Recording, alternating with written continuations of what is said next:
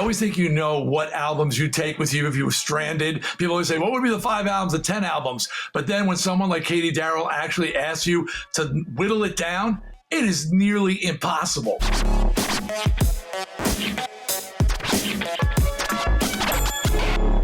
The first album I would take with me is Queen II, the least popular record, the only record they play nothing from live. Yet it is one of my favorite albums, obviously, of all time. And I'm a day one Queen fan. I remember seeing Queen open for Mott the Hoople, and I was the only person cheering for them so loudly, I was embarrassing the band. Nothing worse than nobody cheering for you than one weird dude standing up and screaming his head off.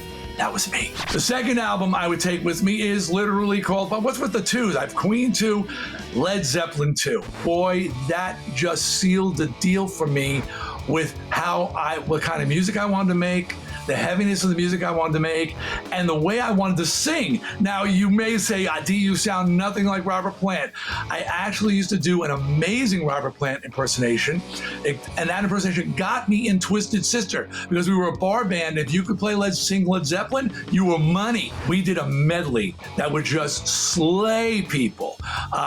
It mixed up Communication Breakdown was in there, Good Time, Bad Times, How Many More Times, Dazed and Confused. We would that medley was, like I said, you do that medley and you were booked for the next month. It was awesome. Album number 3 on my list will surprise people, but it really shouldn't.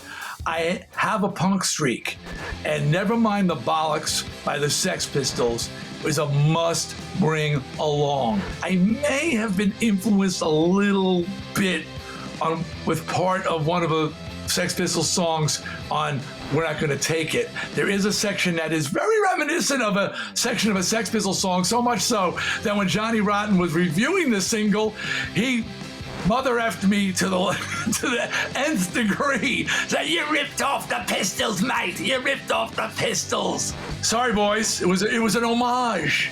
I'm gonna bring a live record with me, and that's cheating a little bit because live albums tend to be greatest hits albums. But this is next level beyond the fact that it's greatest hits. The performance, the moment. Thin Lizzy, Live and Dangerous. It's a double live album. Of course, it includes The Boys Are Back in Town and Jailbreak and all those songs, but it is such a moment. It's so well done, so well performed. The late Phil Lynott was the singer, bass player in the band. May he rest in peace. And that record, if you were not familiar and you're an old schooler and you like that Thin Lizzy sound on The Boys Are Back in Town, you gotta grab a hold of Live and Dangerous. Now, when I got to the 5th album, it's Sophie's Choice. I'm gonna have to take Sladist. Slade, the band Slade. Oh, the band Slade. They're the band that wrote Come On, Feel the Noise. Without Slade, there would be no Twisted Sister. There would be no We're Not Gonna Take It. There would be no anthems, because I learned how to write a rock anthem listening to the amazing Slade. Noddy Holder, Dave Hill, Jim Lay, Don Powell. God love you guys. Now, those are the 5 records that I would take with me on a desert island or out in space with me if I was forced to choose 5. For you people, it's self-serving for me to pick one of my records. I would never do that. But if I might recommend my new album, Leave a Scar, I trust this will be one of your 5. Give it a shot. It's out now on Napalm Records. Pick it up. This will become one of your top 5 records to take with you for the rest of your life. You want to be buried with this album. It's that good.